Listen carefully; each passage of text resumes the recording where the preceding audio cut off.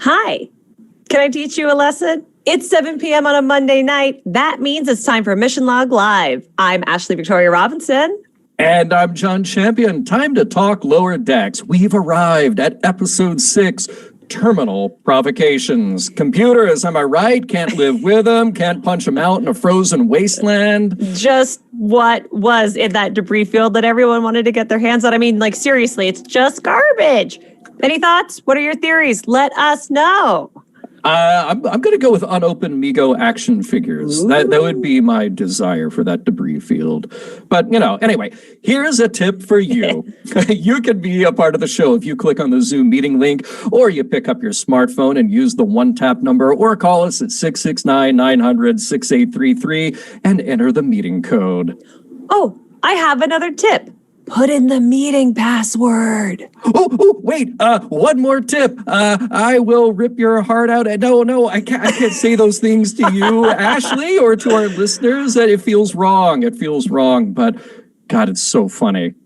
So funny. And don't worry, John, someone on Twitter will say that. They will. I want to wear your skin. Yeah, I'm sure they will. Oh my gosh. Yeah, I had such ideas for Badgey for the poll. We'll talk about that in a moment. But first, let's talk about who's in the chat, who's saying hi to us tonight. Nice selection of people here. They're always nice to see them. There's Evelyn, there's Scott Palm. What's up, Scott? There's Rhea. Now, Rhea says, good evening, all. I miss you guys, but I'm so burned out on online meetings. I do not blame you. I just can't join in. But hi to everyone. Hope all is well with you. And Lower Decks is effing awesome. Much love. Live long and prosper. Oh my gosh. There's Carrie. Carrie says this is the bright side to my class being canceled tonight. He's getting to join us on account of air quality. Oh, we'll have something to say about that in a moment, Carrie. Yeah. There's Paul, there's Lou, there's Aaron, there's Scott, other Scott, not the first Scott, other Scott. There's Alan, there's, other Paul, there's Tom, there's Casey saying champion, there's Chuck. So many people saying hi. It is great to see you all. Wait a minute. I'm going to have to stop my Eagle Moss soon. I'm running out of room. I'm sorry, Evelyn. I'm so sorry. So don't do it. Don't stop. No, peer pressure. Right. Well, so glad to see you all. Thank you all for joining us. Well, first of all, let's talk about what's coming up. I don't know if any of you are playing the Sansar Roddenberry Recovery Mission at sansar.com. That has been our scavenger hunt going on for the last month or so. We release clues 3 times a week on Twitter at Sansar Official. And it's cool. We have all the props and costumes and pieces from our museum scattered about, and the winner can get an Oculus Rift or an iPad, their choice. Dang. I know, not bad, right? And then one way we promoted it and had a little fun, did a little game on our end, we had Will Wheaton as a guest in VR last week. And it was just a blast. It was a lot of fun. And he had some great insights into Star Trek, which I hope that we'll be able to share a little piece with our audience on a future podcast. So, look forward to that so soon, maybe a couple of weeks or so. All right, so we don't have a poll this week. R.I.P. to the polls, I guess. I know. Somebody very kindly suggested a workaround that didn't work around. Didn't work. And then somebody had also suggested Twitter, which I think is a great idea. The only downside is with Twitter, they don't have a way to automatically build in the graphic with the poll. And I wanted to talk about Badgey. And I wanted to present the two faces of Badgey. Do you love helpful Badgey, or do you love angry homicidal Badgey? Oh, I'm definitely here for murderous Badgey, for sure. The number of true crime podcasts that I subscribe to in my podcast feed definitely backs that up. But there's room for both Badgeys. I can't wait I talk about merch every episode. I can't wait for a Badgey where you can either flip him and he goes evil, or you turn him to the other side and he's evil on the back. Like, there's a lot of fun possibilities with Badgey. I guess it will definitely like the frozen Badgey and then the broken neck Badgey. I know, it was really, you could actually see how good the 3D animation aspects were when Badgey was put out of his misery. And I was like, that's a really nice little graphic right there. I mean, horrifying, but of course, well rendered. Yeah. Oh God, those endearing words like, I'm going to wear your skin. So Ashley, welcome back to the show, by the way. So thank you. Yeah, you're here. Norman and I alternate every other week, and then that gives us a little flexibility. But now you were going to be here for that 10 weeks, and then something went wrong. Speaking of air quality. I was up in NorCal, and it turns out that it was more on fire than I thought it was going to be. And I knew it was pretty on fire. We were coming back and we got stopped and told, you wait here until we tell you to leave or continue.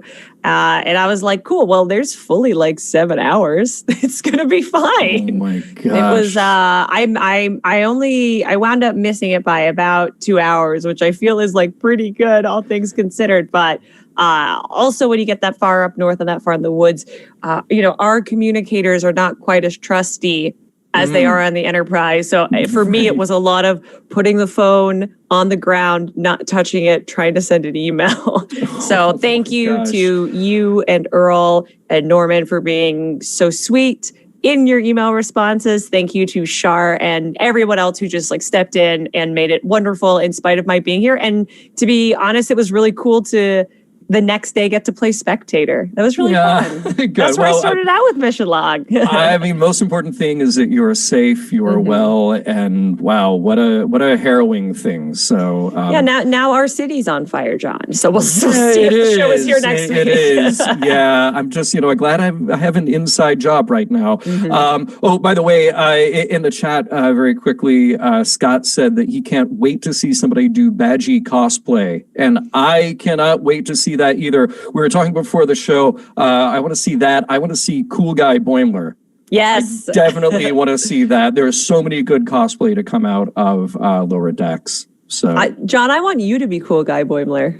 Hey, challenge accepted. I will try to pull off that coolness. Halloween 2021? 2021. Yes. Hey, I tell you what, without further ado, let's do a quick recap here. And then I know that we have callers standing by. I can't wait to talk to them about all the fun in this episode. All right. Let's do it. Here we go. Doing what they do, a whole bunch of the Lower Decks crew are hanging out, making warp engine sounds, which leads Commander Ransom to think they're all possessed or something. He draws his weapon and throws Boimler to the floor as we head to the credits. Ashley, your best warp engine sound right now. Okay, good. Good. Best. We'll try later. All right, the Cerritos is in a field of old space junk and fighting for salvage rights over some 100-year-old Starfleet gear with a very ornery captain of a Drukmani vessel. The opposing vessel fire their tractor beams rather than sharing in a phaser fight and play tug-of-war with the debris. Meanwhile, Boimler, Mariner, and the affable Fletcher are in the bar, where an incident with Nachos and Dr. Tiana stops them from boiling over thanks to Fletcher's deft diplomatic hand. Also in the room are Rutherford and Tendi, who speculate over what's in that old Starfleet cargo. They might even get to spacewalk to find out, except Tendi never made it past the spacewalk class at the Academy. The shame! No problem. Rutherford has his own holodeck simulation to help train her. The interface for his simulation launches, and it's Badgey! Yes, it's a Starfleet Delta badge, anthropomorphized enough to have eyes and a mouth and cute little arms and legs. He's here to help. Only he sometimes gets stuck in his programming, which leads Rutherford to bark out a few commands. When those go unanswered, Swift Kick ought to do it. Badgey is just some programming after all. He can't be hurt by a frustrated user. Or can he? Meanwhile, Mariner and Boimler are helping Fletcher tech the tech in the computer core, moving around isolinear chips without end. They're bummed, too, because they really want to go to the choo-choo dance and see the Zebulon sisters. I really hope they brought along Garlock this time. But Fletcher says, go, he's got this. They should have a good time, and he's got this. Good old Fletcher, what could go wrong? Turns out, a lot. Mariner and Boimler had the best time at the choo-choo dance, but while Fletcher was working on his own, someone stunned him with a phaser and made off with one of the computer cores. The one that self-repairs the shields for the Cerritos. They'll need to figure out who did it before the ship runs a shield diagnostic, or worse, they'll know just who to suspect. Delta Shift. Delta Shift. Yes. Only it's not them. The Delta Shift were at the choo-choo dance as well, which means they didn't knock out Fletcher and make away with an isolinear core. Things are about to get worse, though, as the Drukmani ship is now hurling space jump at the Cerritos. With its tractor beam, it's making for a rough ride, and the shields, guess what? The shields can't self-repair. Each hit gets worse and worse, and computer systems all over the ship start to fry out, including in the holodeck. So there's Rutherford and Tendi and Badgey that is definitely having some kind of glitch. Safety protocols fail, and Badgey straight up attacks Rutherford. And Rutherford quickly changes the program to a Bajoran marketplace. Rutherford and Tendi are on the run from a homicidal virtual assistant. Meanwhile, Mariner, Boimler, and Fletcher are on the hunt for the missing core, which they find in Fletcher's bunk. See, Fletcher is a nice guy, but not the brightest bulb, and certainly not when he's left to his own devices like he was. He thought he could speed things along by connecting the core to his brain, but that failed, and he thought he could just hide the evidence. Stupid, stupid Fletcher! He begs his crewmates for forgiveness, which they do, only now they're facing the computer core, which has somehow come alive.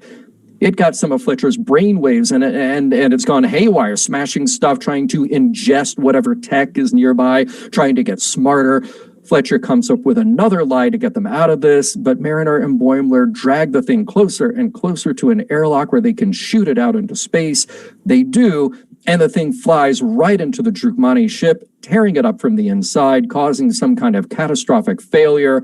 Good thing, too. The Cerritos shields were completely down by now, weapons systems too. They are saved by whatever just happened. Not quite saved yet, though, is Rutherford, who has tried to throw off Badgey by switching to an Arctic hologram program. It works for a moment, but he knows the only way to end it is to fight off Badgey once and for all. It's brutal. Badgey stabs Rutherford with a shard of ice, but as he gets colder, it's more difficult to fight. Rutherford, in a show of mercy / self-protection, snaps Badgey's neck. That's just as Cerritos computers come back online as holodeck safety protocols are restored, and there's Badgey, chipper as ever, just ready to help. Rutherford and Tendi leave. Now it's time to deal with Fletcher. He messed up big time. Commander Ransom is furious about whatever was going on in the lower decks, and he intends to get the bottom of it. Mariner steps in to set the record straight, and guess what? Fletcher gets a promotion. He's lauded for his brilliant idea to weaponize the computer core and save the Cerritos from the Drukmani ship. Mariner lied. She knows a thing or two about promoting people to get rid of them, and that's just what happens when Lieutenant Fletcher is transferred over to the USS Titan. And he doesn't last. 6 days later, he gets fired for dumping trash in the warp core. It's back to Earth for Fletcher, and that leaves Boimler and Mariner to contemplate that they actually do make a pretty good team sometimes. The end. Yay! Yeah. Murder! I think it's maybe the only time in a Star Trek series that we've really pulled for the homicidal program. Usually when you're cheering for a homicidal villain in Trek, they are a holodeck creation, though. Like I love the Moriarty episode. Moriarty. Okay, yeah. I mean, we weren't pulling for Moriarty to win, though, were are we? No, I mean, just we don't want Badgey to win Moriarty. either. Yeah. Oh man, they had.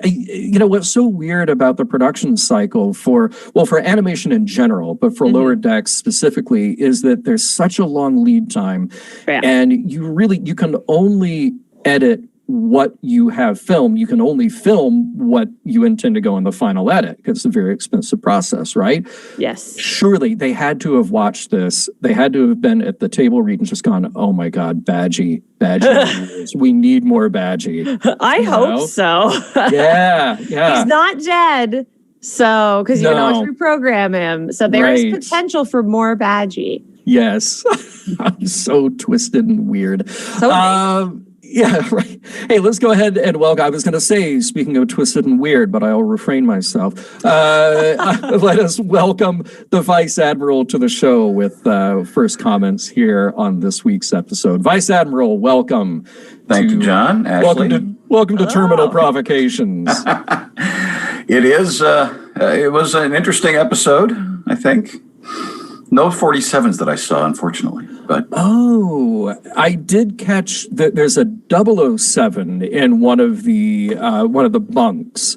It's like 1, 2, 3, and then double. Yeah, they all go in order. So, and you notice that our main character shifts have the 2 as the second digit, and the next shift, the ones that had the 3. So they get consistency, right? Right. Yeah. But why was Ransom carrying a phaser around?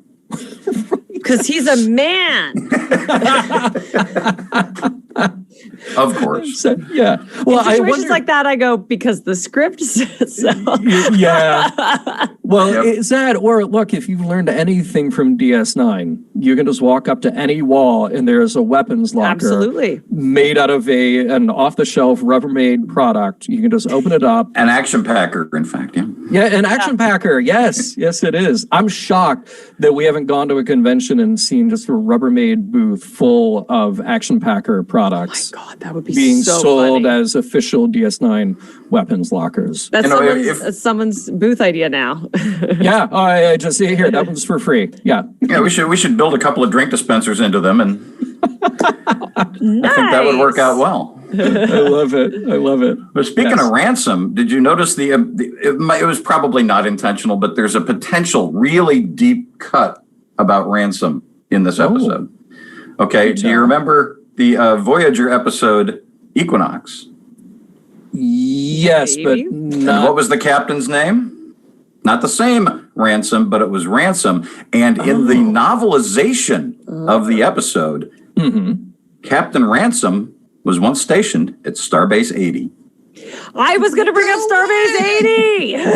No way. Yeah. Okay, that is too funny. Now, but do they reveal anything in that episode or in that book about what happens at Starbase 80? Because, oh my God. No, it's a passing reference. That's why I think it's probably just random. But hey, it's a little thing. Yeah, got it. That's hilarious. I was trying to speculate what goes on at Starbase 80. I mean, nothing good, right? No, clearly. I do like that it's been, because Starbase 80 for me, I think of as being like a strictly book canon.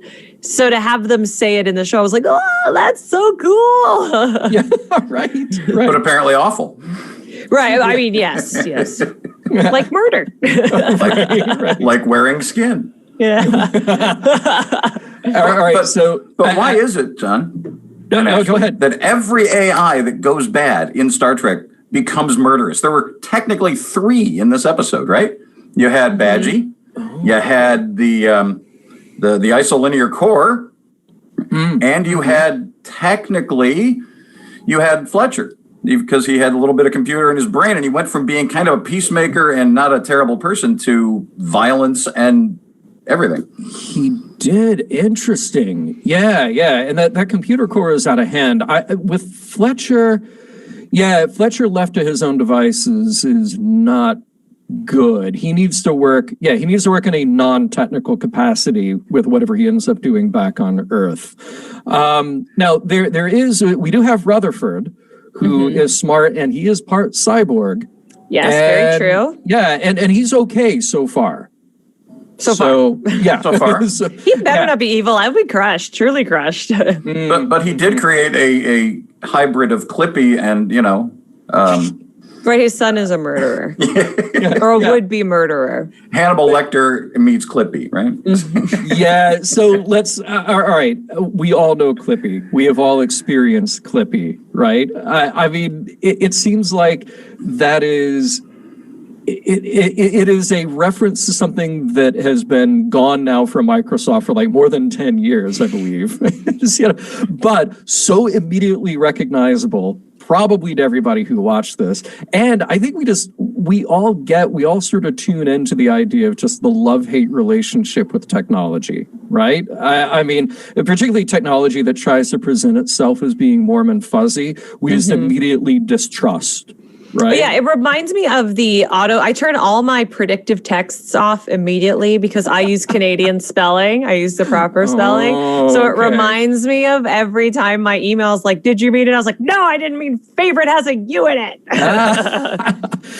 So Clippy and I would not jam. That's funny because I have gotten, we create our shows in Google Docs, and certain things Google Docs will learn and remember. Like early on in Mission Log, writing the phrase red shirt as one word, it learned it eventually, and red shirt, it stopped flagging.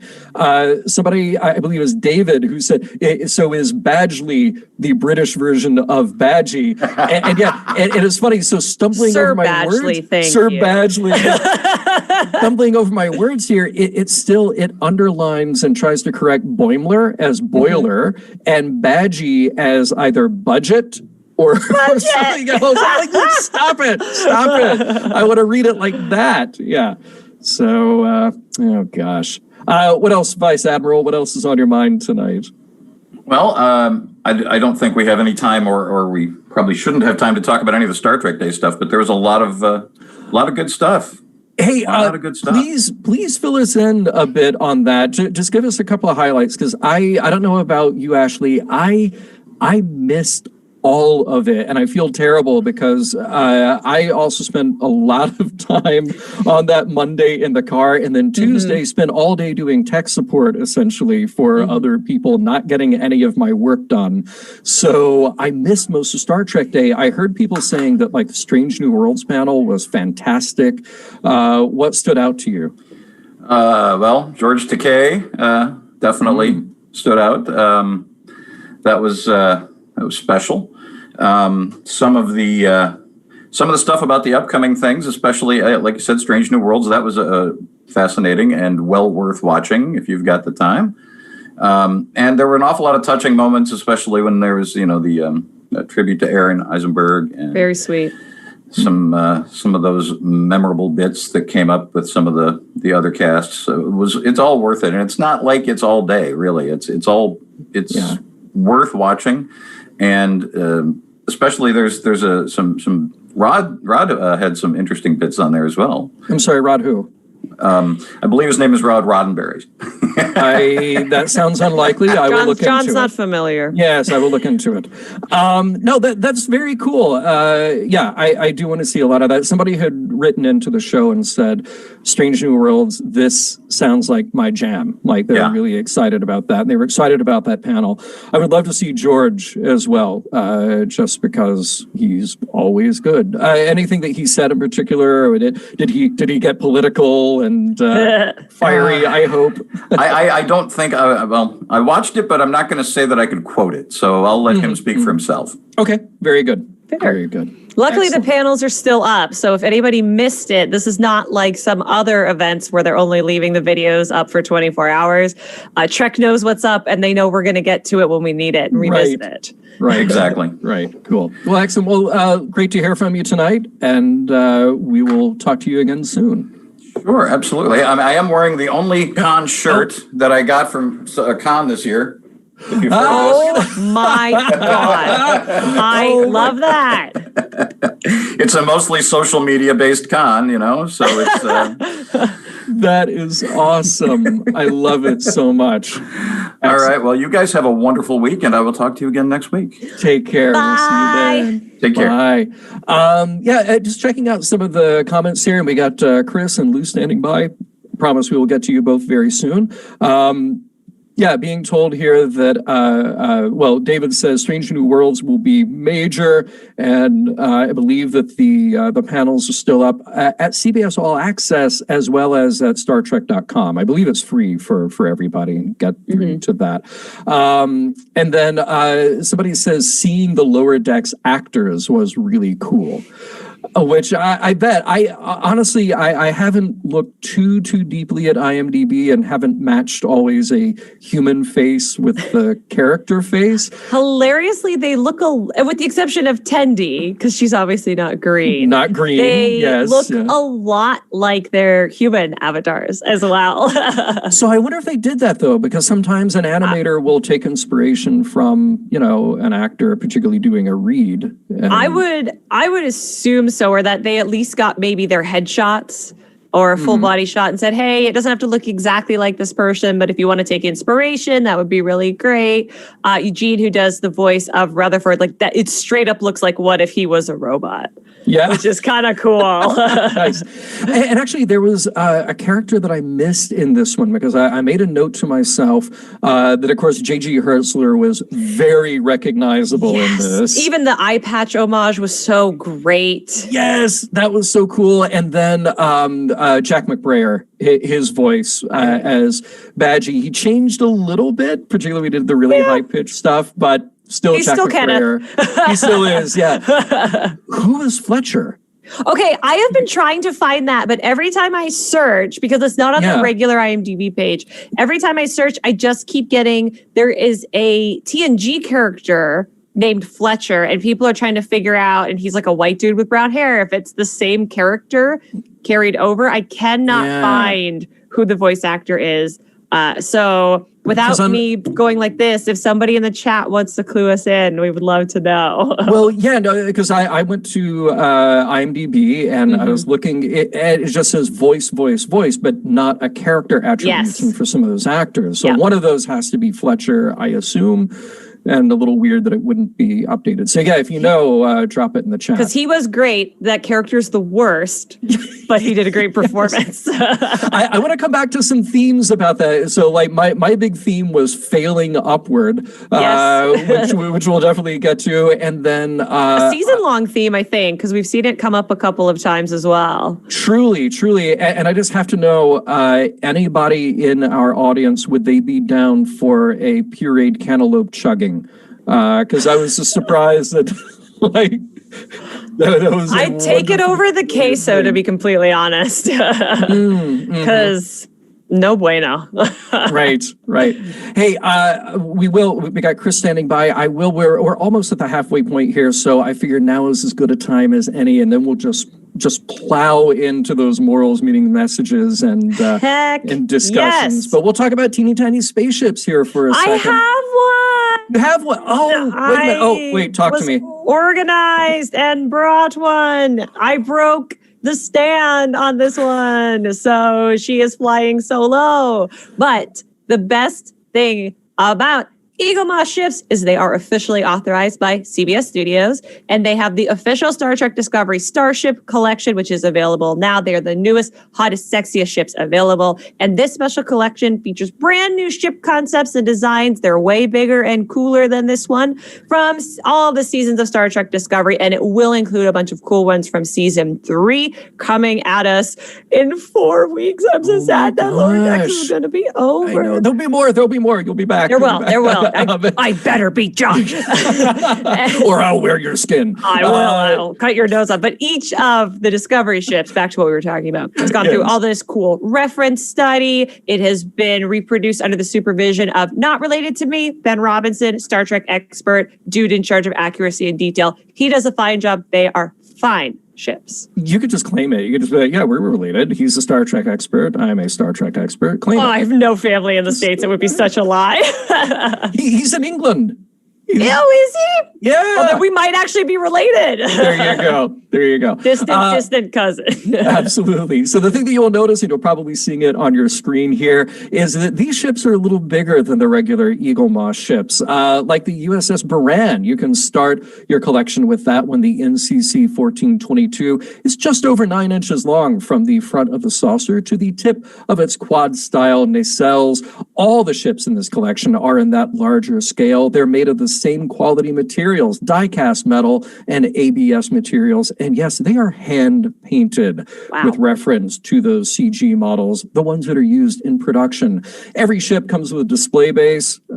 Sorry about yours, Ashley. I know. That's a shame. Plus irresponsible starship owner. Plus the collector's magazine featuring behind-the-scenes info, original design sketches, and a breakdown of the technology used on board. So if you know that you're a more responsible starship owner than me, it is time to start your collection with the Cardenas class USS Buran. John talked about it. You know her. She was destroyed in the opening scenes of Discovery by handsome, evil Captain Lorca. And you can get it through our special mission log offer. You know it's coming. Why else are you here? It's only $9.95 with free shipping. All you have to do to claim it, go to herocollector.com/mission log. Sign up and use the code MISSION at checkout. They have a bunch of other cool models, including the Discovery. Who doesn't need a Discovery in their life? The Corolla, the new Birds of Prey. I say it every time. It looks so cool.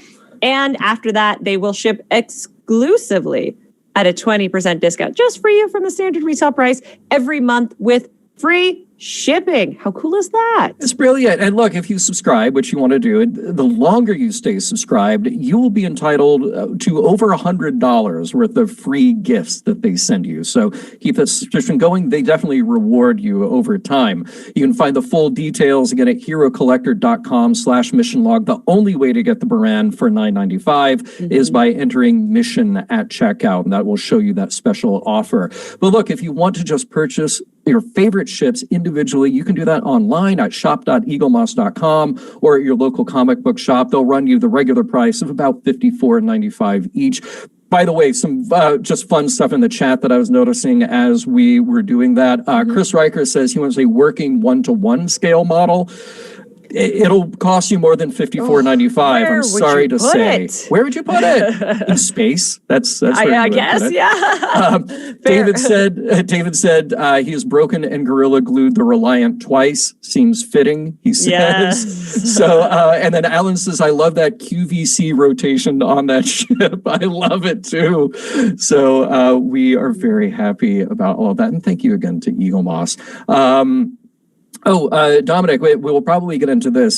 Dominic says, by the way, Rick, I apologize. Says John and Ken got me hooked on Eagle Moss ships years ago, 80 plus so far, much to my wife's chagrin. Rick, thank you. Rick, apologies to your wife, just from me to her.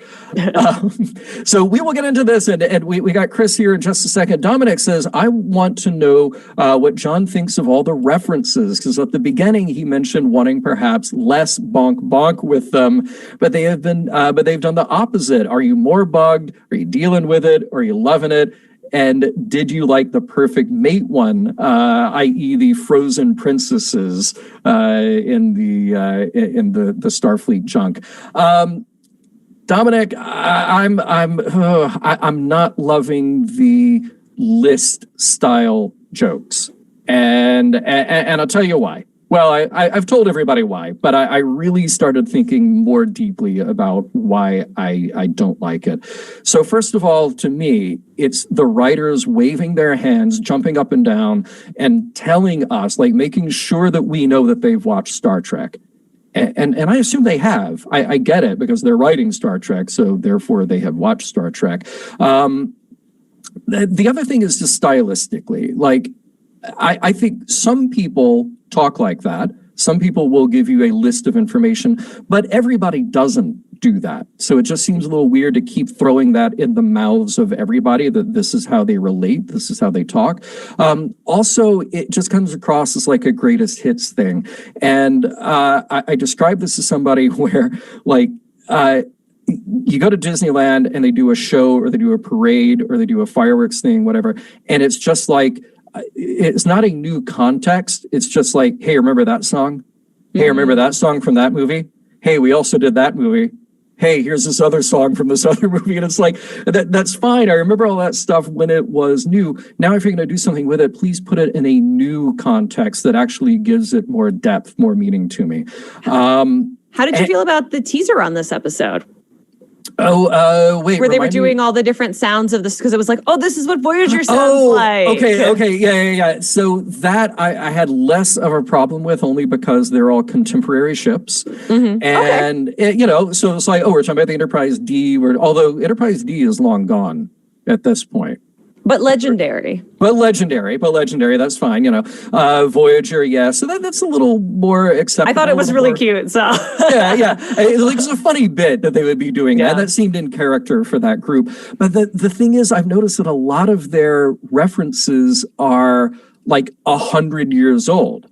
So I get it. As somebody who is into all things vintage, I get if you say a flippy type communicator, like, I get that. I'm cool. But when every reference in a list is 100 years old, it's like it would be like us having a conversation now about only things that happened in the 1920s. So it might be charming and interesting the first time I mentioned Charlie Chaplin, but if I say, "Whoa, hey, what is this? Fatty Arbuckle eloping with Lila Lee?" I mean, come on, what it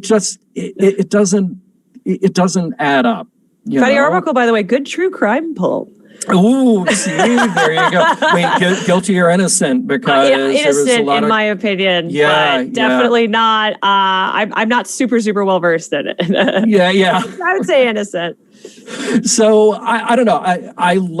I really like deep cut references. I mean, look, if you listen to an episode of Mission Log, there will always be a reference in there to something that 90% of the audience has not heard, and that's the fun of doing the show. Oh, I know you've got the Charlie X in your notes. Oh, yeah. Right? Yes. But it's the style of delivery when, to me, it feels like you're stopping the show and saying, like, okay, here and now we are going to give you a list of things. Yeah. That's what throws me. So, anyway, that's my little rant. And Dominic, thank you for bringing it up. And we'll see. I don't know if maybe even the writers felt like, okay, we've done this one too many times. I don't know. And sometimes you don't know those things till you're on the other side of it. Right. So it'll be interesting to see if that carries over into season 2, or maybe it's something that'll go away, or we'll see it less often. I don't know. Do you feel like the pacing has slowed down a little bit? I do. I actually think, I think this episode and the episode before were less laugh out loud, joke funny, but I thought they were better episodes because we're getting a lot of character development and we're getting a lot more evolution. Like, I loved that this episode, Boimler and Mariner got to be friends. They were not at odds. Like, that was so cool. And like, we make a good team.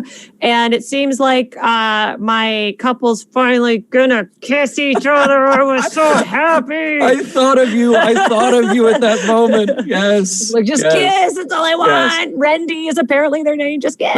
Nice. But see, that's what's so good about this show is that take away the Star Trek, take away the comedy, they're building characters that have arcs, that have growth, and I love that about. And it's a lot of character stuff that I'm pulling for. Yes, whereas some other shows it's just like, okay, I get there's a lot of depth here, but I don't know if I'm behind that character. I don't know if I'm really pulling for that character or just waiting for the next tragedy. Well, yeah. I think that's a great strength that the show has. And I also think, I say it a lot, but it's a weird year. And so I'm really glad that we have the show bringing us joy, even if we're like, well, this is a lot of lists, my friend. Yeah, right. All right. So thank everybody who's been standing by. Just a little diversion there to answer some stuff. Joining us now is Chris. Welcome to the show, Chris. Hey, good to be back. Good to see both you guys. I like your background. It's so cute. Thank you. I actually made these. I have my camera backwards. What? Yeah, so they're little perler beads. You might remember from when you were very small, and you put the beads on the pegboard and you iron them. So I made those the other day. They now sit in my office. Very excited. That is awesome. Yes. Wow. Yeah, really cool. No, really digging this week. I think we talked about this a couple weeks ago on sort of the upward trajectory of the season. And I think we're still getting better. I think sort of Mariner's arc this season is sort of, we're watching her come back from the edge. Like when we meet her, I think like she sort of put herself down into the ensigns. And I think also she's like made up her mind that she can't be friends with anybody because they all want to follow the rules, or they're going to hinder her in her quest to be good or whatever. And so I like that as the season progresses, she was like warming up to Boimler, like, oh, I can work together. We can be collaborative, and that sort of there is a place for everyone in Starfleet, which I think was also a nice message this week, was that you just have to be yourself and you don't have to go create murderous holograms to impress the girl you like. You can just be yourself. So really nice, sweet messages all around. Really liking where Mariner's arc is going. Yeah. Yeah. I kind of wonder, really with any Star Trek, but with any writing, every writer will approach something very differently. And obviously you want to lead with character, you want to lead with story. Star Trek is unique. Star Trek is very different. There are all these expectations that we dump onto Star Trek.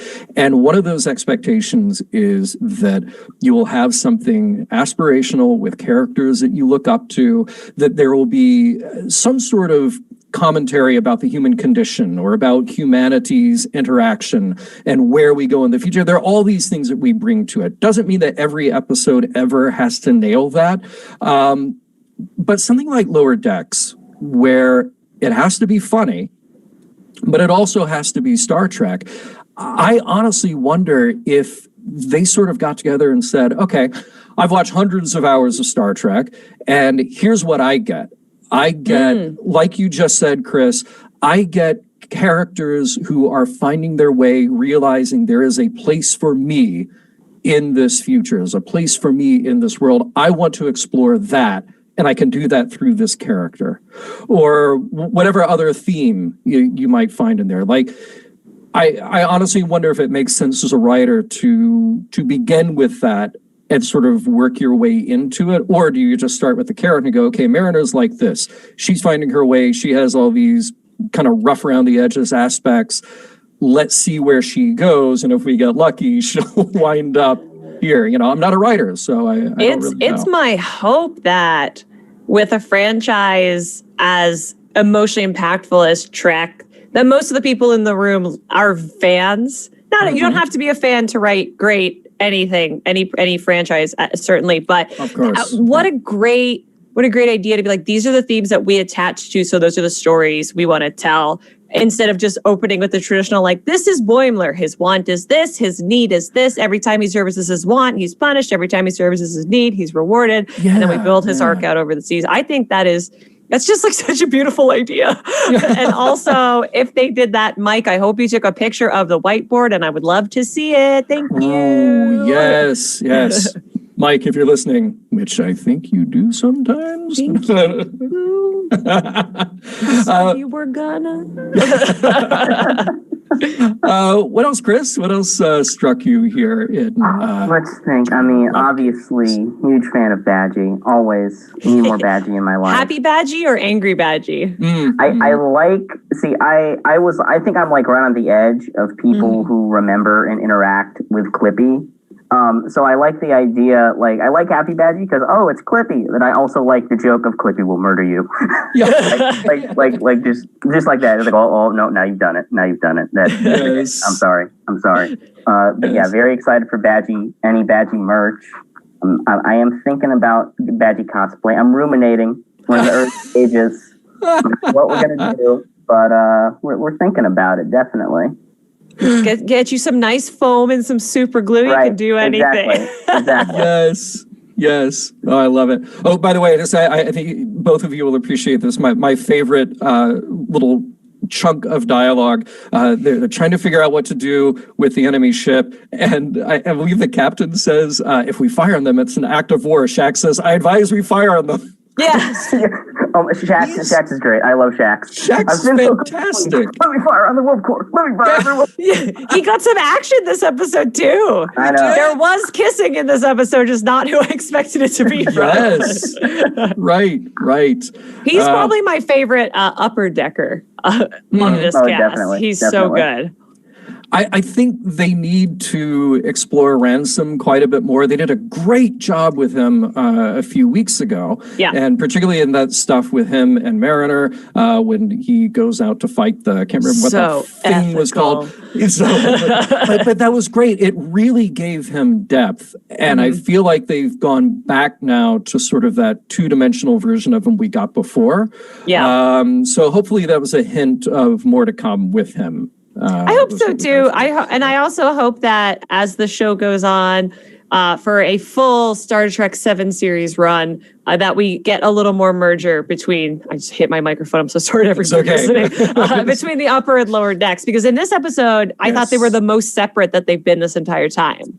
Yeah. Good point. For good and for ill, of course. Yeah. Anything else tonight, Chris? I would definitely love to see more sort of character mix matching, because I think for most of the season it's Mariner and Boimler and Tandy and Rutherford, which is fine, is wonderful. My one wish is I really want girls' night. I want Tandy and Mariner, and maybe that one that Jillian Jacobs voiced last week. I want her to come back and have them do an arc. That would be good. I would love that with all of my heart and soul. Please give it to me. A fantastic idea. Was anybody disappointed that we didn't get to see the choo-choo dance? Yes. Oh my God. I mean, sometimes with stuff like that, it's kind of like with Jaws. It's funnier if you are just left to imagine it.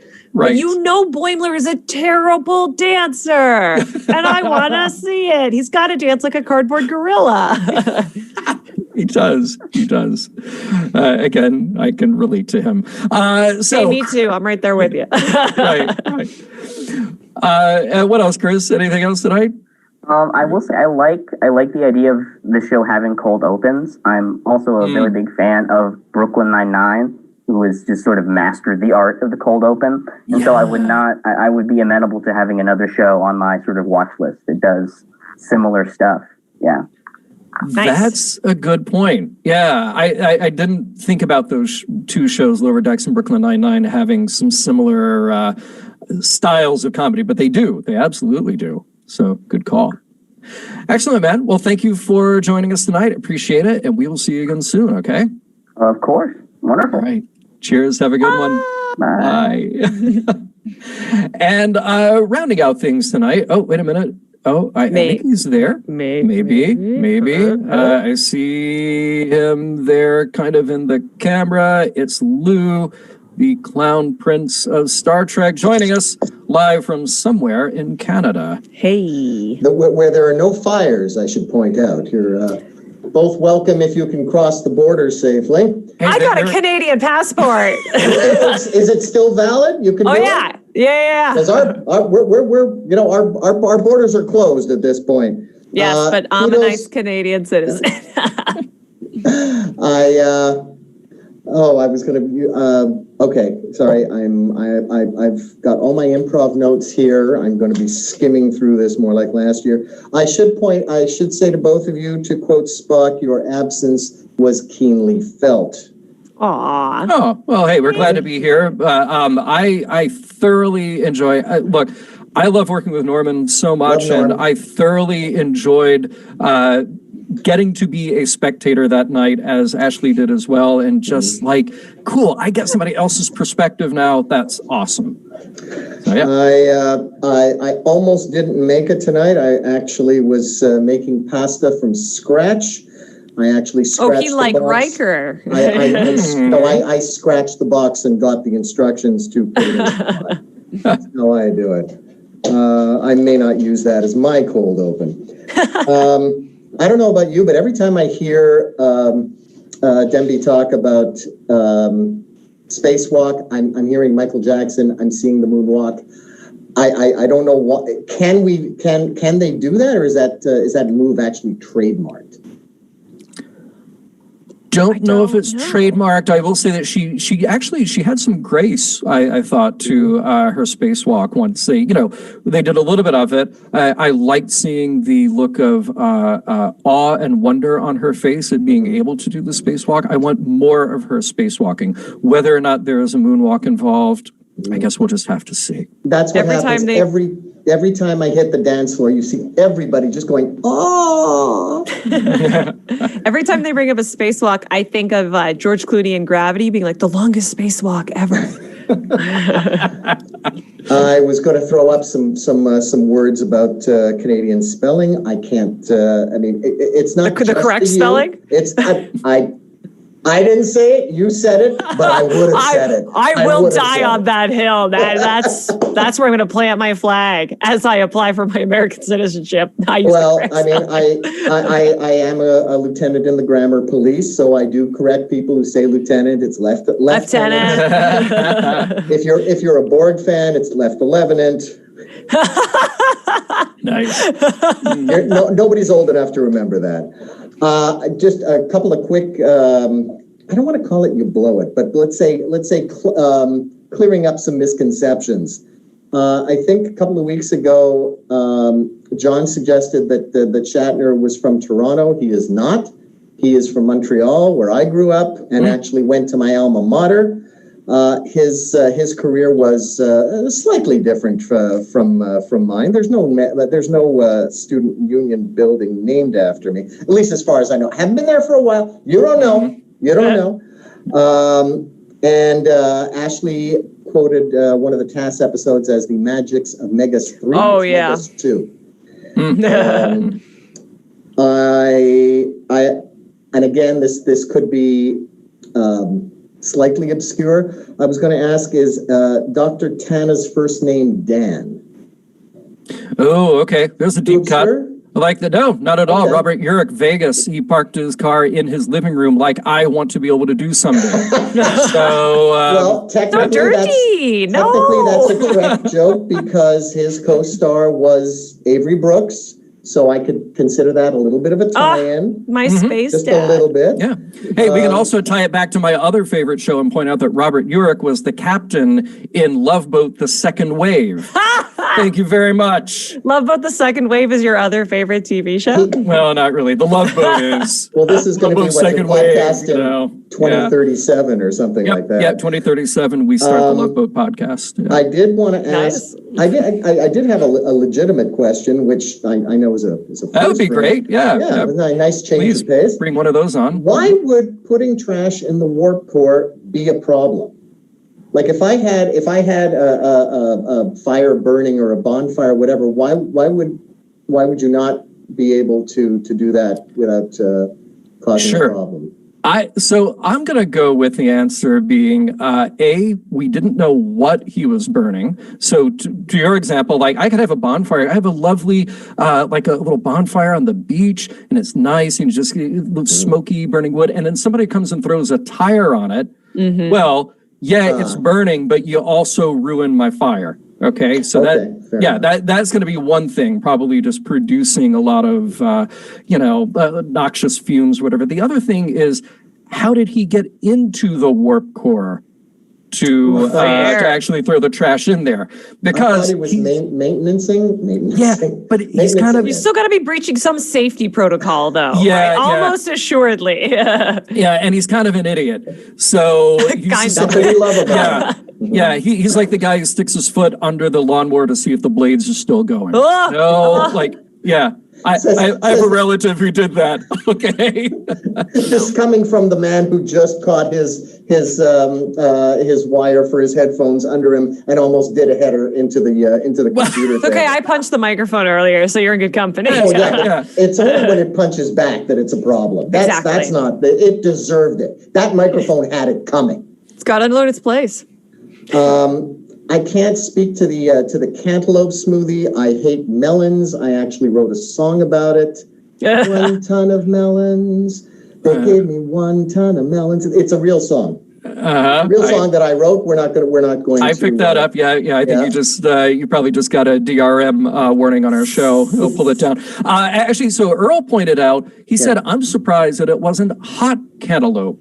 So if we're going to work on a season-long theme here, we've had hot banana. I really want the return of hot banana. Oh man, the idea of a hot cantaloupe is possibly even worse than a hot banana. Well, that was my nickname in college, so it's really? Hot cantaloupe? hot banana. I was going to say cantaloupe works better. The only other thing that I had, at least up to now, people have asked me because of my name, how Jewish am I? So I will say this. I am Jewish enough to call the rite of ascension the Klingon bar mitzvah. However, I am not Jewish enough to call Star Trek II the Wrath of Cohen. I draw the line. You gotta draw the line. So. Okay, good to know. At least we're all being very culturally sensitive. Thank you, Lou. Appreciate it. Please, both of you. I know it's kind of a touchy subject, but I really hope you guys are staying safe, staying warm and dry, and away from the immediate dangers. I know living up here, we just get to see it, and I'm just expressing my love and concern that you guys stay safe, and I hope to see you next week. You're welcome for the future pollution. I'm sorry. Stay on your side of the border. Good night, guys. Good night. Take care. We are going to do creative with masks now. Though, the one nice thing about doing the podcast like this, don't have to wear a mask. I'm inside, but Well, I'll come down there and then we'll both have to wear masks. Exactly. I know where you are, John. Yes, you do. Paul, by the way, in the chat says hot cantaloupe martini. I don't drink grown-up drinks. I'm not a fun person, so I'm going to pass on that. Don't you say you're not a fun person just because you do fun in many, many ways, just not the grown-up drinks. That's okay. There you go. Yeah. That's fine. Yeah. I'll tell you a story about my teenage drinking sometimes and you'll understand why. Yes. Okay. All right. So what else? We got a couple of minutes here. And yes, you were talking about the deep cuts, the references. Oh, that debris field. That Antares class so ship. Good. Yes. When I was watching it, I was watching it with my husband, another great Trek fan, and he goes, "Is that the Charlie X ship?" And I was like, "Who? I don't know." Charlie X is a wild episode that almost makes sense, and you can trace the direct trajectory to Wesley Crusher through Charlie X to Jake Sisko, which is all very fun and cool, but. Yes, it is. It's a CUDA approved, right? Yeah. So the story on that, and hopefully, I'm sure that some people know this, but in a nutshell, the version of it is they didn't actually have a ship for that episode, but then they created this ship for Star Trek: The Animated Series. Mike Okuda liked that design, so when they did the Star Trek remaster, he was like, "Ooh, I want that style ship. We'll plug it into TOS." So we got to do a TOS style version of that ship. And now he had named it. He just said, okay, the registry will be the NCC 501. So in this episode, it's the NCC 502, another Antares class freight ship. Sister ship. Yeah. I thought that was so cool. And I love it when Trek does that, where they'll pick little pieces out of the animated series and then make them a little more alive. Like clearly we have a lot more sophisticated version of animation here. Yes. So they get to do a little more three-dimensional and just make it look cool. And of course, like Enterprise famously did that by making the Vulcan City look like the Vulcan City from yesteryear on TAS. So funny. TAS and Enterprise, I feel like, are kind of the redheaded stepchildren of the Trek franchises. Right, and I don't think either of them deserves to be, but with TAS in particular, it's really nice that Lower Decks is like taking the time and the bandwidth to be like, but we can do this and we can show you why this is cool and why we've loved it for so long. And now it is, as you say, well rendered. Yeah, right. Well, and do you feel like, the further away we get from whatever version, whatever incarnation of Trek, we tend to we tend to like give it a pass. Like it tend to settle down a bit more. So, people, there's fan outrage about everything, and people didn't like Voyager at the time, and people didn't like Enterprise at the time. But, a couple of years later, I go to Star Trek Las Vegas, and there's so much love for Enterprise. And then you meet other people who are fans of the animated series. It's like, okay, see, but it's beautiful to see people who are fans, and sometimes that can turn you around on something. And I think that's something that the show is able to do. And it's something that we as fans, I think, kind of have a duty to do, because I was an Enterprise naysayer, and then I was shown the light, and it is among I would put it in my top half, right? If we're ranking all the series, I would put Enterprise in my top half. I think it is really good. I think it was ahead of its time. I think Connor Schwarzenegger is so handsome. And it's nice that now that like you say, now that we have some time on it, which sometimes is what happens, right? Like TOS came, it was really popular, got really popular in reruns. And then it kind of fell out of favor for a little bit. And then we all got really warm on it again. And now we're warming because now, John, do you know the 90s was like 30 years ago now? Stop it. So old. You're 25. You can't say you're old. I am. But exactly. Come on. It's been interesting to see people, like opening up and embracing. And it'll be cool 20 or 30 years from now when we're embracing things that you and I might be pushing against now, or that fans are not into now and they'll be into. Like that's the mark of a great franchise, is we can bloom and grow with stories. Oh, beautifully said. I can't add anything else except to say Mission Log Live is produced by Roddenberry Entertainment. Executive producer, Rod Roddenberry. Technical production on Mission Log Live is by the indefatigable Earl Green. Be sure to visit podcast.roddenberry.com for the latest from the Roddenberry Podcast Network, including Mission Log, Women at Warp, Priority One, The Trek Files, Your Daily Star Trek News, and Shabam! Shabam! There we go. That's what I wanted. If you would like to support Mission Log directly, you can give us a look at patreon.com/Mission Log. Thank you to everyone who has joined us live or later. Stay safe, stay healthy. We look forward to talking with you next week.